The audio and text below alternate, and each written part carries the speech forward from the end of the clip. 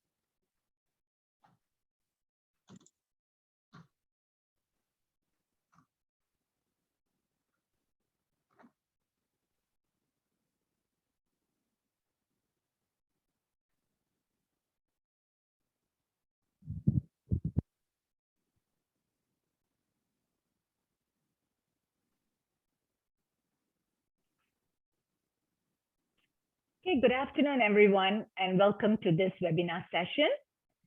Today's webinar is in collaboration with TalkDesk, a CCM Gold partner. The webinar will be held for an hour, and the agenda holds a welcome address by the President of CCM, followed by an introduction to the panel speakers before handing over to TalkDesk for the webinar proper. Let me welcome Raymond Devadas, who is the current President of CCM. Raymond is also the founder and CEO of Day3 Business Services. He holds a master's in business administration, majoring in strategy and planning. Originated with a strong corporate finance background, Raymond has managed one of the largest healthcare informatics implementations in Malaysia. He plays a key role in realizing the IT outsourcing agenda of a major state government in Malaysia. Raymond is not able to make it in person this afternoon. Let us hear from him via his recording.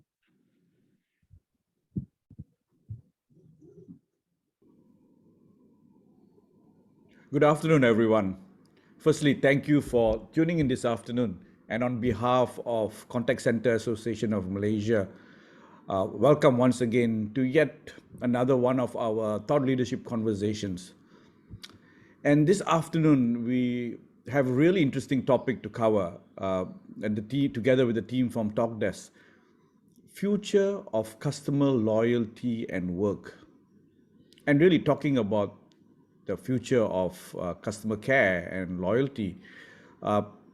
I remember reading this report just not too long ago, a report I think that was published sometime in February this year by Eversent, that said that the global contact center outsourcing services industry grew by 15% between 2020 to 2021.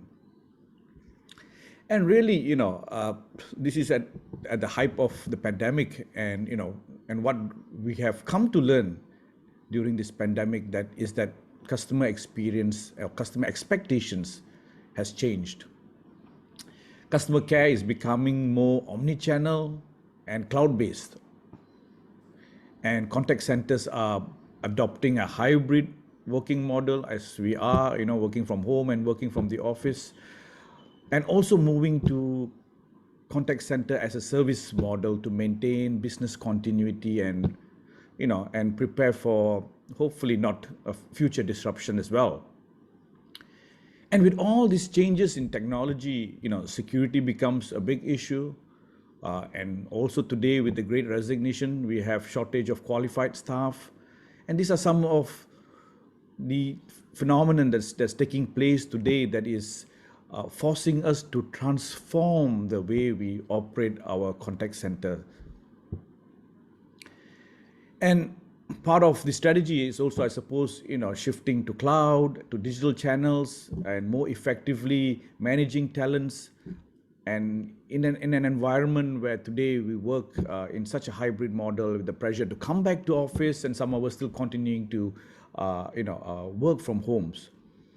And with customers preferring data-driven, personalized, and even automated experiences, enterprises and organizations like us are beginning to look at the right investments into new digital channels and technologies to adopt omni-channel strategy as well for the long term, really. And with all these things, the role of the contact center is changing so fast from what was really transactional to being strategic, with companies now even beginning to look at outcome-based approaches. So, coming back to CCM and, with our aim to enable the growth of Malaysia as a contact center hub by growing talent, corporate value, and industry competitiveness, and we try to achieve this with some of the conversations that we have on a monthly basis through this webinar series. And our role really in this series, in these conversations, is really to bring out or bring to the forefront some of these burning questions that we have for the industry. And really, it's in events like this that we sometimes find answers to some of these tough questions and some of those really difficult questions as well. And I want to take this opportunity to thank TalkDesk for collaborating with us for this event today, and also the speakers, Sunita from WebHelp, Ian from COPC, Andrew from Service Journey Strategies, and last but not least, my good friend Agustin from TalkDesk, and all of you who have kindly agreed to share your time and knowledge with us this afternoon. Once again, to all our viewers, thank you for tuning in. I sincerely hope you will enjoy this afternoon of meaningful conversations. Thank you.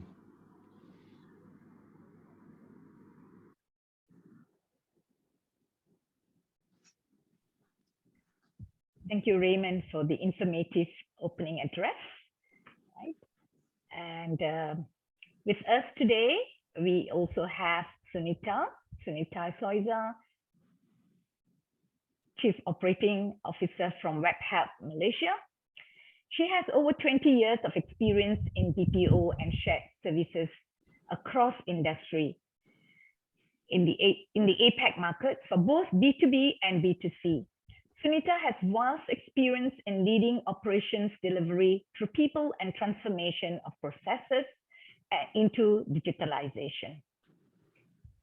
Next on the panel, we have Ian Atchison, who is the CEO, Asia Pacific for COPC Incorporated. Ian brings great expertise in the Asian and Australian customer contact operations. Having managed both in-house and outsourced contact centers, his career has been marked by the consistent delivery of quality, service, and process improvement, which is the hallmark of COPC CX standards. Ian holds a BA in Legal Studies from Napier University, Edinburgh, Scotland, and now lives in Sydney, Australia. Okay. Next off, let me introduce Andrew Jeffrey, Director of CX Transformation APAC, Service Journey Strategies. Andrew has spent his career managing and building contact centers across Australia and Asia Pacific. He's known for his innovative approach to creating unique customer experiences, strategize to right-size operating expenses while increasing revenue and meeting customer expectations. Andrew has spent the last 2 years building contact center transformation practices in APAC, centering around business-first design that enhances the customer experience. Andrew is passionate about leveraging technology to enhance customer engagement, not replacing them, and focuses its attention on driving positive experiences that are remembered. Last but not least, we have Augustin du Preez, or popularly known as Gus. I think it's easier for me to say Gus. He's a regional vice president at TalkDesk. Gus is spearheading the growth of TalkDesk across Southeast Asia region. Prior to TalkDesk, he held a number of strategic executive roles at prominent organizations. where he supported the role of contact center solutions across key industries. He's a frequent conference speaker, well-respected industry judge, and a customer experience evangelist. Gus holds an MBA from the University of Chicago Booth School of Business and a Master's of Science from CY Tech. Let me hand you over to Gus to continue the session. We had a small technical issue. Is Gus back? Okay, just give us a few minutes because he got kicked out from the session and we're trying to get him in. So just be a little patient with us. We'll try and see if we can bring him back in.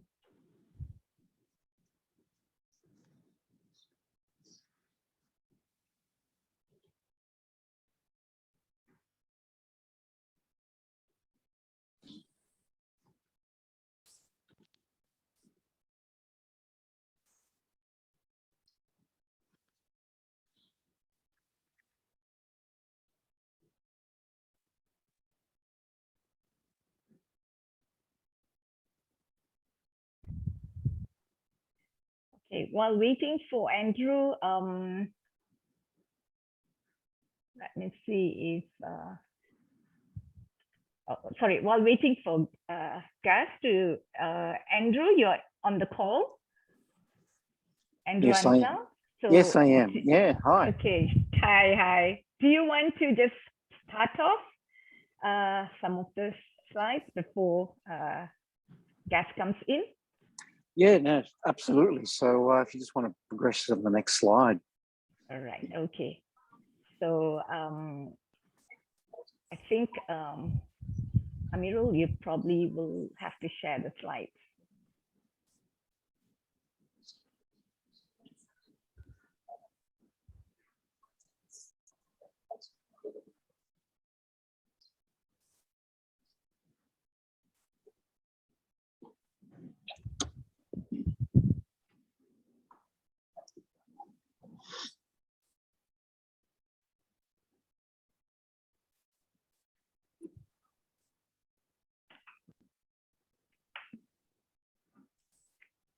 So while waiting, yeah, just give you an update. We have the National Contact Center Conference coming up on the 29th of June. Okay, I see Gus is back in. Hi, Gus.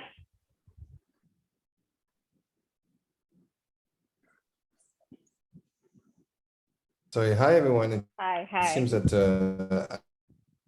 I'm in London, right? To stop. Perfect timing, isn't it?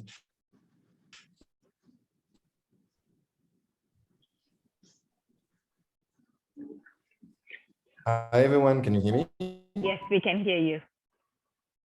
So you can share the slide. Unfortunately, I'm in London. That the infrastructure is bad here. Okay, all right. Hi, can you hear me? Yes, we can hear you. Good.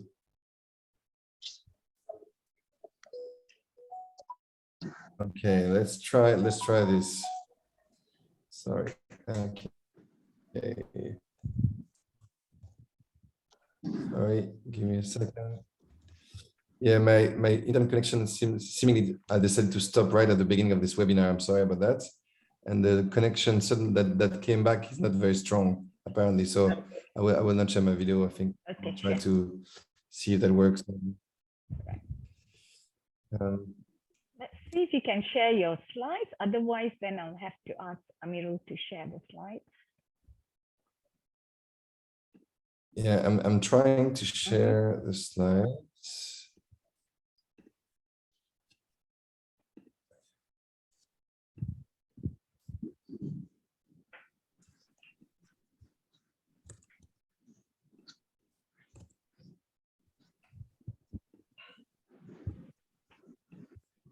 Okay, can you guys It's coming up. slide? It's coming up. I can't see it yet. Okay, all right. Yes, go ahead. All right. Yes.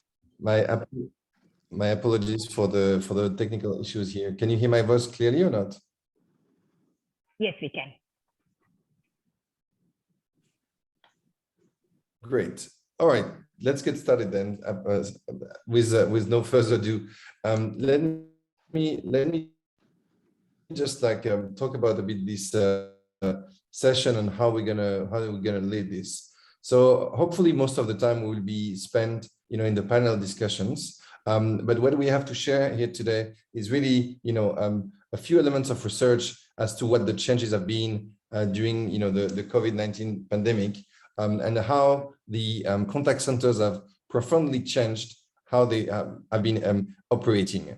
And what we would like really to do is to make a mix of a sharing of research, but also polls that we will try to the audience to answer and some insights from our panelists. All right, without further ado, let's go on the first insight. So the first insight is the fact that during the pandemic, we realized that most of the agents actually had to work from home or work in hybrid mode.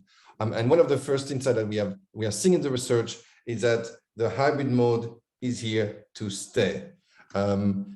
So specifically, if we have a look at a bit more data itself, right? What we see is that only 36% of the centers are now fully on site. 4% are fully remote, and a whopping 61% are actually remote.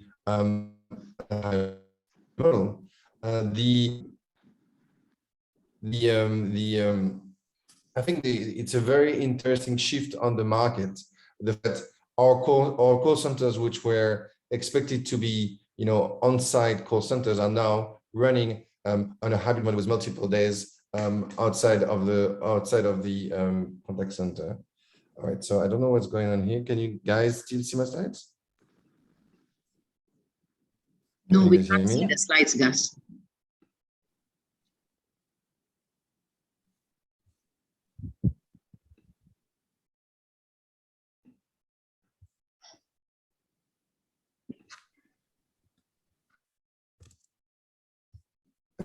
Okay, so I can't hear anyone. Sorry about that.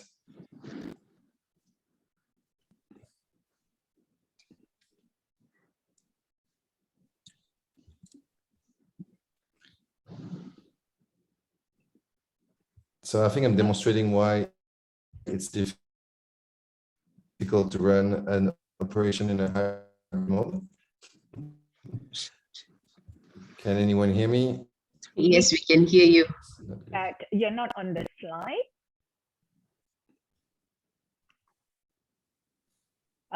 Maybe you don't share, stop sharing, and let's see if we can try and share the slide. Guys, can you hear me?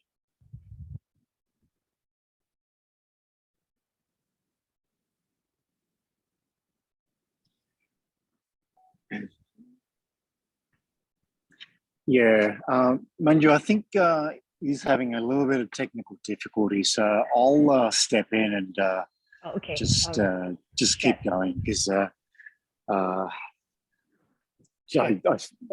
yeah. So look, what I want to do is just talk through a number of the key findings that are part of a recent report by TalkDesk that just talks about the future of customer loyalty, as well as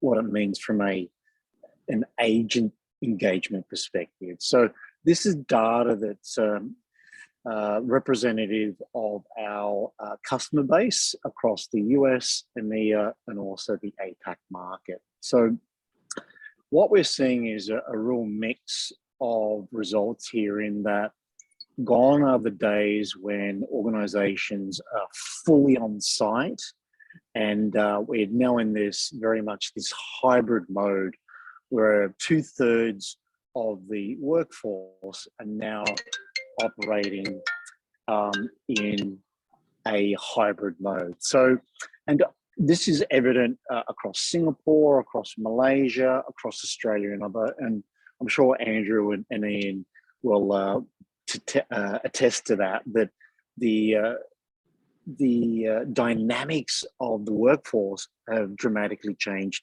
from a permanent standpoint. So let's move to the next slide.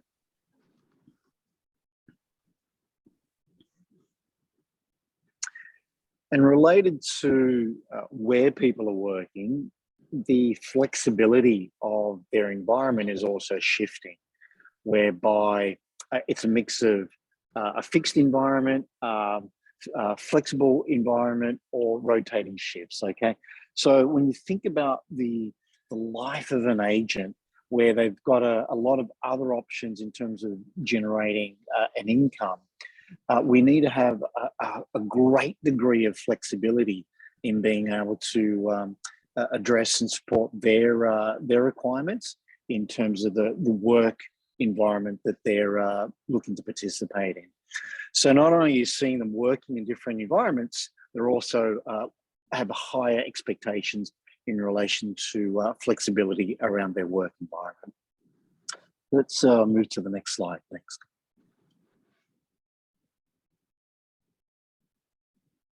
And obviously, hybrid has perceived pros and cons.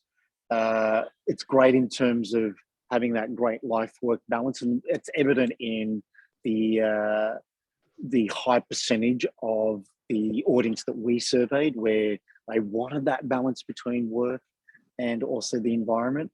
It also meant, obviously, a reduction in operational cost, right? So no longer do you have to have the larger floor space, but also you're now able to reduce some of your costs in the fact that the workforce is now working remotely.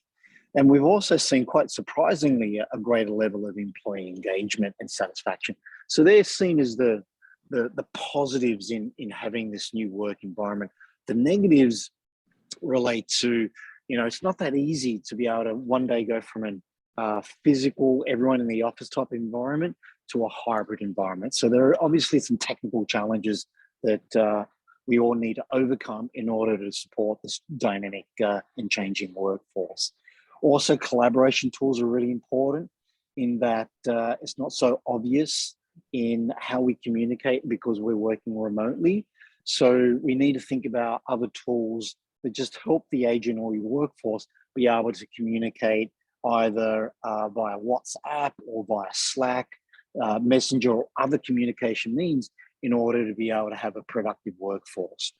And then it's really difficult in assessing the performance of your team, all right? Because you're not seeing them face to face every day, and being able to visually see their expressions on their face, it can be quite difficult in understanding, I guess, the energy levels of your team, as well as the motivation that's within or across your organization. So next slide here.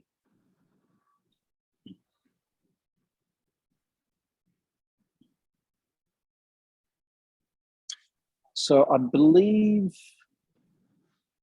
we now have a poll question, Manju, right? So the question, so the question here is to the audience, now that you've seen the results, the annual report results, just provide some information as to whether your organization is working remotely, hybrid, or in a physical on-premise type of environment.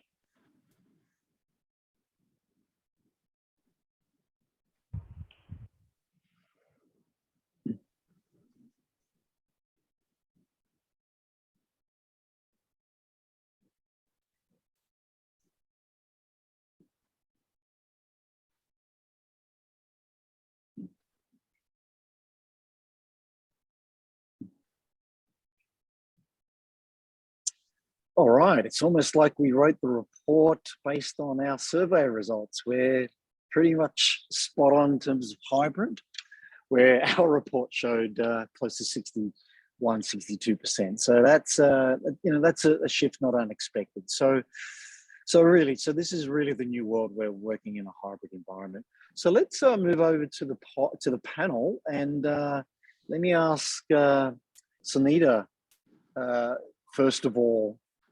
What are some of the best practices that you saw emerge during COVID or post-COVID? Okay, thank you for that question, Andrew, and a good afternoon to everybody who's on this webinar. So I think from an operations perspective, scalability was something that we experienced either during COVID and post-COVID.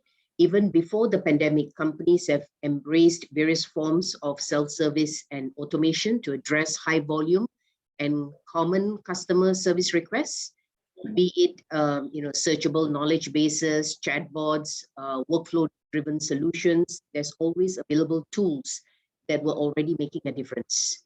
The investment has paid off even further, while by no means has it completely solved the problems. Companies are relying on customer service automation, have seen the pandemic impact lessened. As a resource permit, now is the time to double down on self-service and automation. And those messages noted earlier, I think, Raymond shared with us that the industry grew by 50%. Definitely shows us that, scalability is something that's here to stay, and automation is the way forward. Very good. And Andrew, let me pose to you the same question. So what are some of the best practices that you saw emerge during COVID? Yeah, I think from my perspective, it's very much, there was sort of 2 years to it, right? Year one, we proved to ourselves, especially here in Asia, that we can adapt quickly when we need to. And from a customer expectation standpoint, customer expectations are growing so rapidly. As an industry, we need to be able to adapt technology and move quickly. So that proof and that adaptation there was absolutely one of the best practices that we saw. And I think now what's coming from that, as you move into the second year, as we started to take a bit of a breath and then have a look at what we were providing to customers, we then started to really dig into the detail to understand the data that we were capturing and how we can then design those processes better. I think we moved so quickly, we left design out.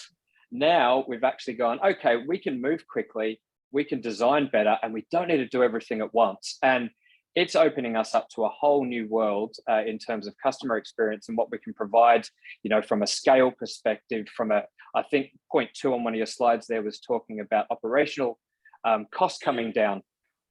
As organizations, we're even looking at ROI, our investments differently in this space. And I think that's extremely positive for where we're moving.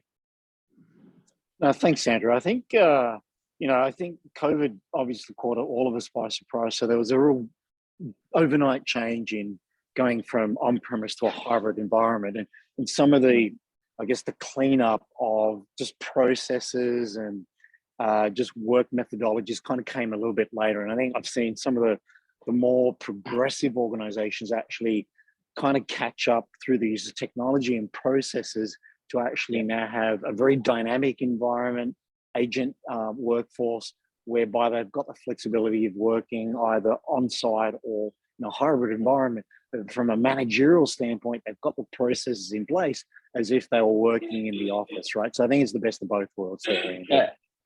Absolutely. And I guess one other point that I'll probably throw in off the back of that is, as an industry, we didn't really look at agent experience an awful lot when we were looking at investing in new products. And by having our agents working in a hybrid environment, which we've just seen there in the poll, that has become a really important part to our evolution as well. So that's an emerging best practice, you could say.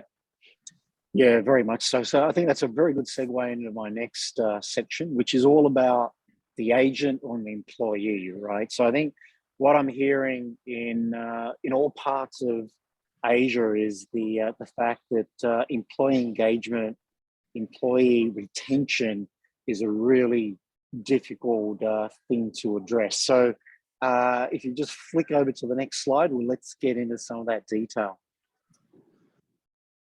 So yeah, just to point out, right? So, and I'll get Ian's commentary in due course, but really employee engagement is something that is really top of mind with all the CMOs, the contact center leaders that I talk to, and I'll get the panelists to weigh into this shortly. But just in terms of just some of the insights, let's move to the next slide again. So some of the results that we've seen from a survey standpoint perspective is that, you know, we've got the standard measures of employee productivity, employee attention. So they're, you know, kind of the core KPIs in just understanding if our employees are engaged, right? And 53% seems like a good figure, but I think the devil is in the details. So next slide again. Just click through there, yeah. So beautiful. So let's just stop there. So you know, so some of this information is, I guess, some data that you're probably living through today. So the results that we saw, that, you know, about 50% of the organization is somewhat engaged, but we've seen that trend dropping dramatically over the last 1 to 2 years. And the second figure, I think, is a lot scarier, where we've seen anywhere from 20% all the way up to 100% turnover, agent attrition over a 12-month period, right? So, you know, it's one thing to have an engaged workforce, but you also want a very stable, a very engaging workforce, because if you don't have that, then you've got some real challenges in not only the recruiting, but the training of those resources, but just keeping that IP within your organization, right? So we've seen the attention go from servicing the customer and delivering omni-channel experiences over the last 1 to 2 years. That's what COVID has taught us, as to the need to actually engage with our customers, shifting all the way now to the right, where front and center, top of mind for a lot of CS leaders that I talk to, is that engaging with our agents, our workforce, is the number one issue that a lot of organizations face. So this is coming in the survey results, and I'm sure some of you are experiencing that day to day. So let's move to the next slide again. So in terms of, you know, what's important for both the agent and the leaders, are slightly different variables, actually quite dramatically different variables, right? Obviously, the compensation, how much an agent earns, is quite important, but also that flexibility, which is something I talked about earlier, is really critical, because they may be holding 1 or 2 jobs, or they just want that flexibility of being able to just pick their hours in relation to when they want to actually be on the phones and servicing customers. On the other side, from a leader standpoint, it's a couple of things. It's really about career development. Is 95% of the managers that we've talked to have started their career as an agent, right? So they're looking for ongoing career paths. So the ability to develop the leaders to become more senior over time is something that stands top of mind, but also the utilization of technology and being able to automate some of those processes is another thing that we've also seen be important from a leader's standpoint. So there's a lot more detail in the Talk Desk report, and I know Andrew and also Ian have also some various reports that really dig into these areas as well. So let's move to the next slide. And let's open it up to another question to the audience, which is an expected question of, in your environment, are you seeing employee attrition being better, worse, or about the same over the last 2 years? I feel like I'm leading the jury here with this question. So we'll give the guys a minute or two to just provide their commentary.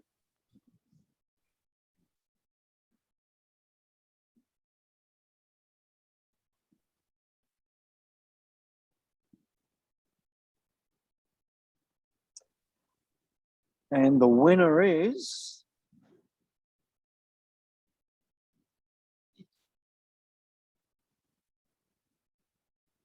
Oh, that's That's that's surprising. yeah, that's surprised me as well. So, Sunita, maybe I'll open up to you first in terms of the panel question. Let's just move to the slide along, and Yeah, that is quite surprising, really, Andrew, because in the polls that we have taken ourselves, of course, this is very specific to WebHelp in the APAC market. We found that the post-pandemic post-pandemic now, including the pandemic, if you compare it to pre-pandemic, the attrition is actually better. So if pre-pandemic you were running at about 50% or more, during the pandemic and even currently year to date, we are doing significantly better at about 45% or so. So there are two areas that employees really look at during the pandemic and now post-pandemic. One, I think, is around employee care. I think that would be the first point. Because during the pandemic, with all of us being mostly at home, trying to be able to work by ourselves, that there are no more situations where we could, walk to our leaders and get some assistance, or even walk to our colleagues and get some assistance. So it becomes it becomes a very self-service type of an environment. So after quite some time, I think employee care became very apparent, not only from the perspective of the mental well-being of the employee, but their fitness as well as their nutrition. So we had quite a number of activities, that we had put in place to support the employees, especially during the pandemic, to ensure that we kept the team close to one another, to ensure that people received the right recognition, and also to ensure that the health of the employees were always looked at and, kept in the close radar in terms of their fitness, their nutrition, their mental well-being. Now, as we move out of the pandemic, I think now the career development part, or the career path, becomes more prominent, in the sense that there are more choices that have opened up. Many organizations, especially on the contact center side, are hiring right now. Yeah, so it has become an employees market. So how do we retain the talent? I think this is really something which everybody is right now trying to crack their head. And here in WebHelp, we have got a wow journey for our employees in terms of how we actually find them, welcome them, support them, develop them, engage them, and at the end of it, inspire them. I think to be able to do, to take them through this whole journey, we have many different tools that help us with data to be able to make those kind of real-time decisions and to be there for the employees. Maybe I pass this across to Ian. yeah, that's right. No, yeah, thank you for that's a very thorough explanation of how you've handled the situation. So, Ian, let's get your commentary. I mean, a lot of what I think is very similar to what Sunita's been talking about from her WebHelp examples, but there are two different things that we're looking at here. One is employee engagement and one is attrition. Although they are very closely linked, they are not the same thing. And so attrition can be driven by a number of things, for example, employee engagement, but also the processes that you put in place. So have you got the right recruitment process in place? Are you even bringing the right people in? The onboarding process that Sunita mentioned, a bad onboarding experience will not make someone want to stay at the organization. And then there's other things like the training. Is it suitable for them to be in the job? And then ongoing operations, the ongoing management of those individuals. And so we do, as you mentioned, Andrew, we do a lot of research as well. And some of it's into employee engagement and some of it's into employee retention. And I was just looking up some of the numbers that I had about what drives employee engagement and what drives retention. And there's a number of things. It's not as easy. There's not just one or two things you have to work on.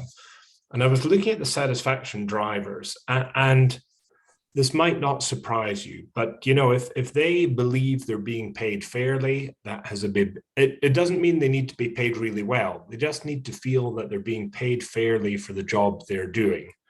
Now, in Malaysia, compared to other countries, we're kind of in the middle. When we looked at about 10 countries, and Malaysia was somewhere in the middle, with people saying they thought they were paid fairly. But an organization caring for their well-being, getting praise or recognition for doing their job well, having opportunities to learn or develop, then other things that were maybe a little more day-to-day and basic, like satisfaction with the rosters had an impact. Having the right resources to do their job had an impact. But then when we looked into it, what were the three things that had the biggest impact on whether someone wanted to stay with an organization or not? So a lot of these things had a statistical significance, but they weren't all the same size. So some things had a bigger impact on whether they'd want to stay. And the three biggest things were my manager consistently acting with integrity, I'm paid fairly for the work that I do, and I see desirable growth opportunities for me. And then we dug into that to say, well, what is it that, like, a manager acting with integrity is not just whether they're honest or, that type of thing. It was all about, do they have their one-on-ones with me? Do they give me feedback? Do they listen to me? And there was a huge difference in people who had regular one-on-ones with people who do not have regular one-on-ones about their satisfaction and whether they would stay. And so one of the questions was about, what are the best practices about staff retention or engagement? It is all about getting enough time. So every contact center in the world has shrinkage built in for doing one-on-ones or coaching sessions, but a lot of them don't actually do it. And it's, the question about why is that? Well, maybe the team leaders don't feel confident, or they don't know how to, or they don't want to give bad news, or they don't know how to give good news. There's a whole host of reasons. But the best practices we've seen during this, during the last couple of years, particularly during COVID, is scheduling in time for one-on-ones, doing one-on-ones, and having a team leader who actually cares enough about that individual to give genuine feedback and genuinely care about making them better. That has probably been the best practice that I've seen in the last couple of years. That's great feedback. So Ian, maybe drop in the chat where you're referencing some of that material, because I know you've got a plethora of reports and data, but I think you're just scratching the surface in terms of some of that data. But I agree with you. I think just that fundamental TLC of managers taking care of their staff, and what Sunita said as well in terms of just the well-being, the mental, physical well-being of your workforce is something that's overlooked, but highly, highly important. So that's all good. And particularly with remote working, companies are having to work harder to make the one-on-ones meaningful, because you can set up a Zoom call, but sometimes you don't quite get that warmth or the depth of discussion that you used to get in a genuine one-on-one. So companies are really having to work hard on that. Yeah, and be innovative and do different things. So yeah, great feedback. So let me get my slides back in, and I'll just bring up the third insight, which is all about customer loyalty. So we've certainly got some great feedback from Sunita and Ian around this particular topic. So let's move on to the third insight, which is all about customer loyalty. So, and this is close to my heart, being a marketeer, and we've seen that organizations that have digitized their relationship, their engagement with their customers, as well as being able to provide one-to-one, highly personalized interactions, have won out. Like in terms of growing their market share or their overall top-line revenues, the companies that have done that really well have really improved their CSAT or their customer loyalty results. So let's dig into some of those report findings. So next slide.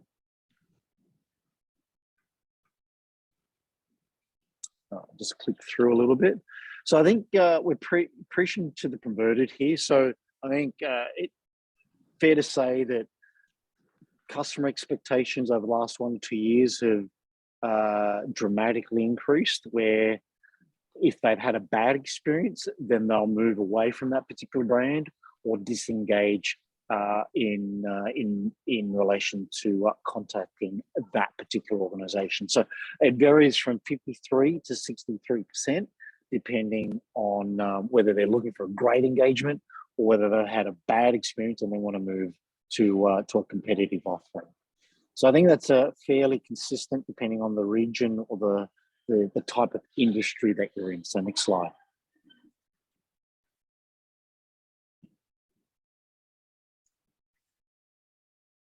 And I think some of the, some of the elements that are actually creating friction, or what we call the opposite of frictionless experience, is having to contact the customer on a frequent basis, particularly also factoring in having to wait for extended periods of time, or ultimately I cannot resolve the issue, all right? So the ability to remove some of these friction points either through technology, automation, or enabling the agent with AI means that you can remove some of these friction points to actually be able to resolve the issue in a far quicker spate of time, and then drive up the CSAT results ultimately. Next slide, thank you. And depending on whether, just move to the next slide, that's okay. Yeah, so depending on your demographic, whether you're a Gen Z or an older person like myself, I'm gonna just say that. Just the next slide, thanks. It then showed that your age bracket also has an impact over how you communicate with that individual. So whether it's utilizing online, utilizing omni-channel is one element, but also the brand needs to then represent some of the other values, like whether you're the environment or social issues or is what the brand represents, and also sustainability. So connecting with your customer today is not just about the technology, but also what your brand stands for. So the agent workforce for today really needs to think about all these encompassing components or points to be able to deliver great brand value or great brand connection. Next slide.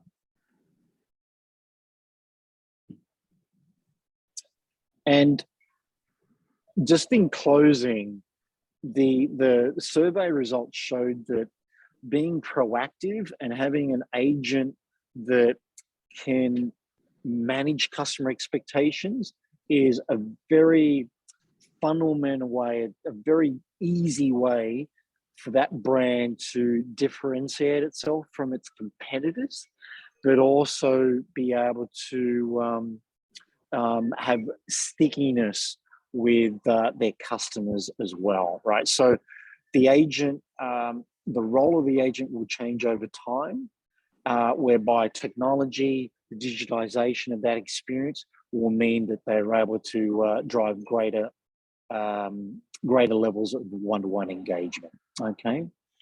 So let's move to the next slide. And this is our final poll question. And let me just elaborate on this. Do you have KPIs that actually measure customer loyalty?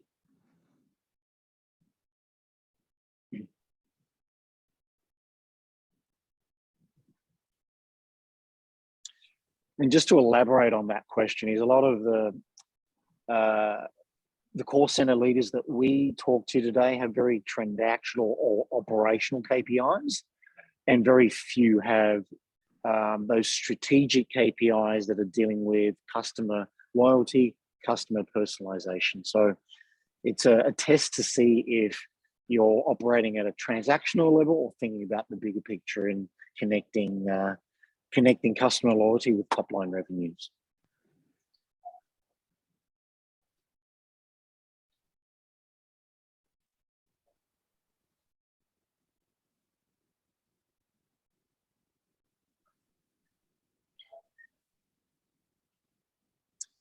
And let's reveal the response.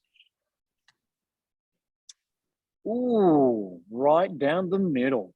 So there you go. So Ian, I'll flick it over to you to start with. Like, based on your experience, what have you seen, I guess, different organizations do in managing customer loyalty? I'm going to start off, if I may. I know we've only got 10 minutes left, but just with a little bit of history about what's a loyalty metric versus a transactional metric. And it's about where Net Promoter Score came from. So back in the 1980s, 1990s, Xerox was on this journey to improve performance. And they surveyed about 500,000 customers a year on a 5-point scale about their satisfaction with their products and services. And their journey was going to be, look, in 5 years. By 1993, we want 100% of people scoring a 4 or a 5, right? But midway through that journey, in 1991, they were doing some analysis on repurchases. And they found that there was a big difference between people who gave a 4 and said they were satisfied and people who gave a 5 and said they were very satisfied. In fact, they found that customers giving Xerox 5s were 6 times more likely to repurchase than customers who gave a 4, even though both sets were satisfied. That research was carried out by a guy called Fred Reichelt, who then took that idea and went off and built that out into the Net Promoter Score.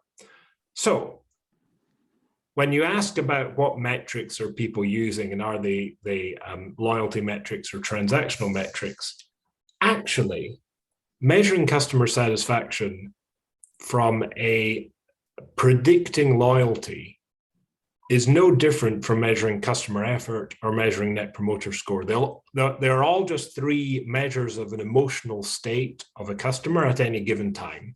And they're all so closely related that they all have strong correlations. They all have some correlation with loyalty or with either recommendation or loyalty. So going back into what are people in contact centers doing, and I've got one of my reports right here. In call centers, so in voice, 22% of call centers are measuring customer effort, 74% are measuring customer satisfaction, CSAT, 43% of them are measuring Net Promoter Score, 10% of them, and these companies can have more than one metric, which is why it's more than 100%. 10% said they don't measure any metric, and 5% said they had something else. So customer satisfaction is the most common. Net Promoter Score, though, is probably one that can be used more broadly. And the reason I say that is the nature of the question. So the customer satisfaction question is transactional in nature. It's about, how satisfied were you with your call, or how satisfied were you with your flight, your meal? Whereas the Net Promoter Score asks, how likely are you to recommend company X to a friend or colleague?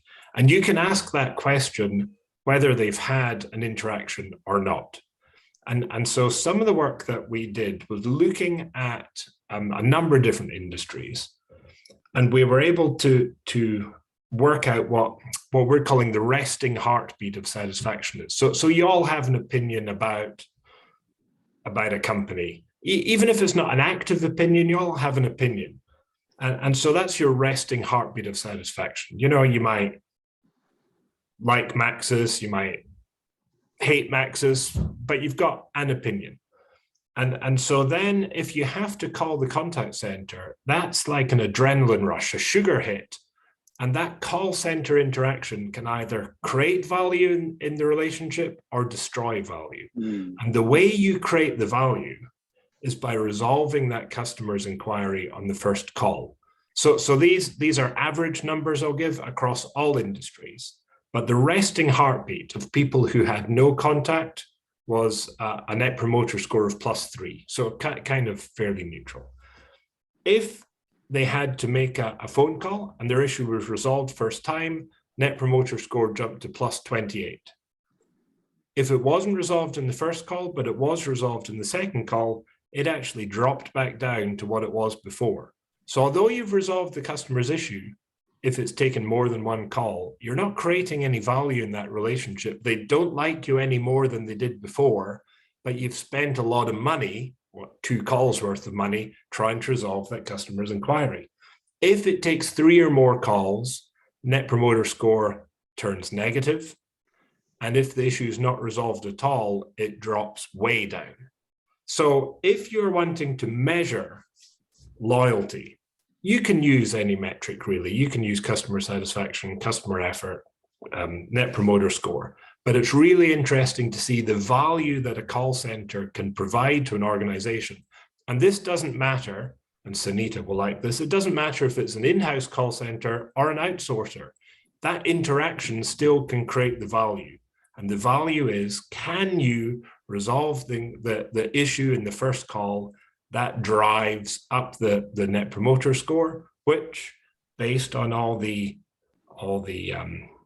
certainly all the work done by Fred Reichelt, means that you will drive greater loyalty. So that's what I would focus on. It doesn't matter which of those metrics you want to use. Just measure it consistently, and focus on first contact resolution. Yeah, that's great advice. I think the fact that it could be 1 or 2 different measurements, but it's the way you resolve it, I think from a consumer standpoint is absolutely critical. You want to leave that phone call being satisfied, being happy that you've actually got to the bottom of it, whether it's 1, 2, or 3 calls. So I think that's a great way to frame it, Ian. So Sunita, do you have any additional points or points of view around customer loyalty? Yeah, I think Ian is spot on that. You know, if I could just illustrate a situation that just happened, you know, and I was trying to do some university fee transactions, you know, via online banking. Where my daughter's fees needs to be paid tomorrow, and so you know, I've been trying for almost 3 days. I've been calling the bank because the message keeps coming out that, you know, it's out of service. Nobody picks up the phone. And finally, when someone picks up the phone, they say, okay, I'll do a call back. And even that didn't happen. And today, out of desperation, I walk into the bank because I've got, you know, no choice but to make that payment somehow. And you can be rest assured it became a negative NPS immediately. You know, so I think Ian said it the best when he said that, you know, that first call resolution really is the essence. Very good. Maybe you should give me the name of the bank and I'll get TalkDesk to follow up on that. Not to mention the name of the bank on this webinar. That's right, for another time. Andrew, let me get your point of view around. Yeah, I think it's really just to add on to what everybody's saying, but really importantly, the concept of first contact resolution, we tend to gamify it at certain points because it becomes part of our KPIs.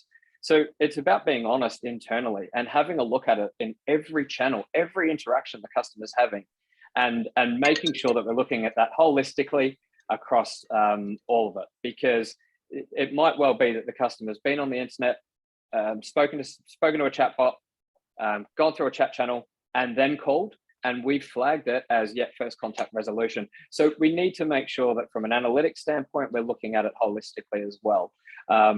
But yeah, I mean, absolutely agree. It's about resolving that as quickly and as simply as we can.